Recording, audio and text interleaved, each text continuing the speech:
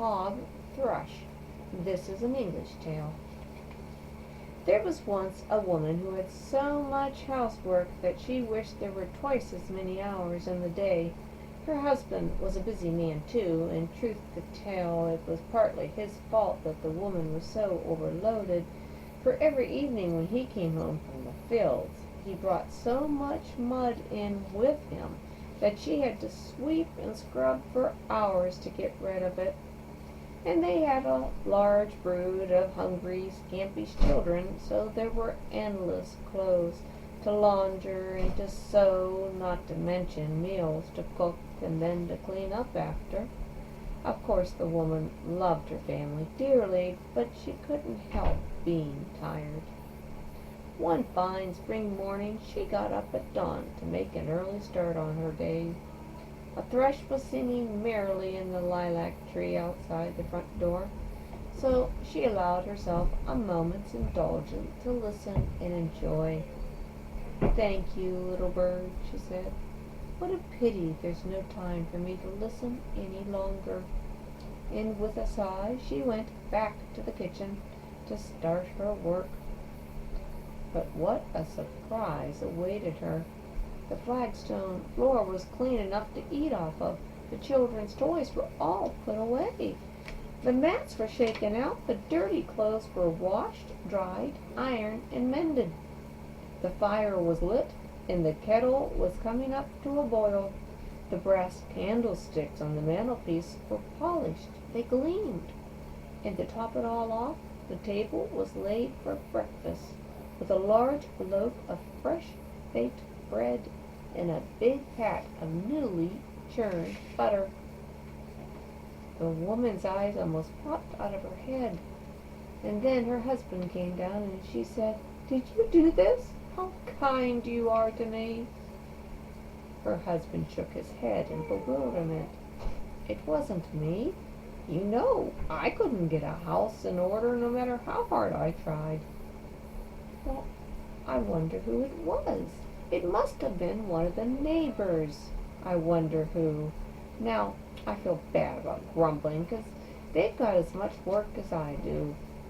After breakfast, she popped round all the other cottages in the village to find out who her helper was. But no one owned up. "I'm almost as busy as you are," each one insisted. "Much as I'd like to help, I'm afraid I don't have the time either." Then, as the woman turned to go, each neighbor made the same suggestion. "Have you thought it might not be a person? It might be a hob, or a brownie, a house fairy?" The woman went home and told her husband and her children what the neighbors had said. They were all very excited. Since the woman had heard a thrush singing just before she first discovered his handiwork, they decided to call their mysterious helper the Hob Thrush. Then they all agreed, even the children, to be on their best behavior and not to interfere. That night the woman went to bed in a state of nervous anticipation. The next morning she was rewarded with another sparkling clean kitchen, and so it went, day after day.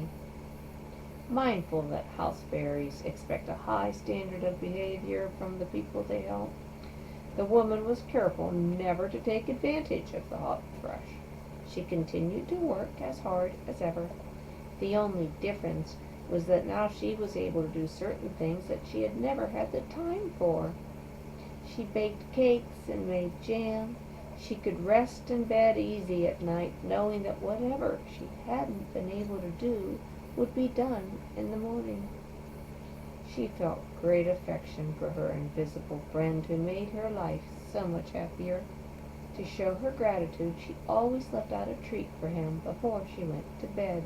A glass of milk or elderberry wine, a slice of fruit cake, or a dish of mashed potatoes.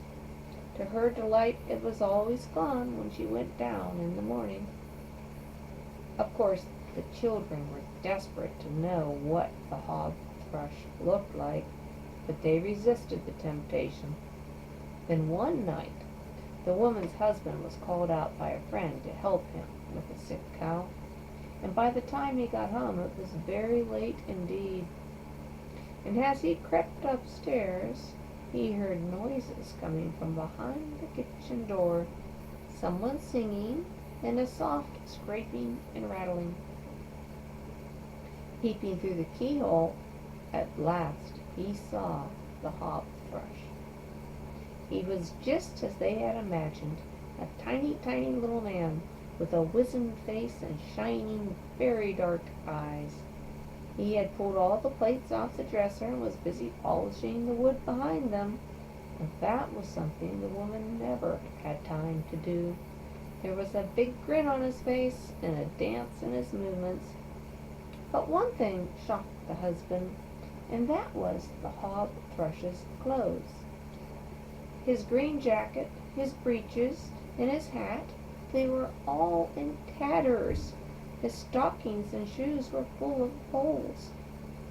The husband went upstairs, woke his wife, and told her about this. "Ah," she said, "now I know what I can do, so we can say a proper thank you to our Hob Thrush. I'll make him a brand new suit, fit for a prince."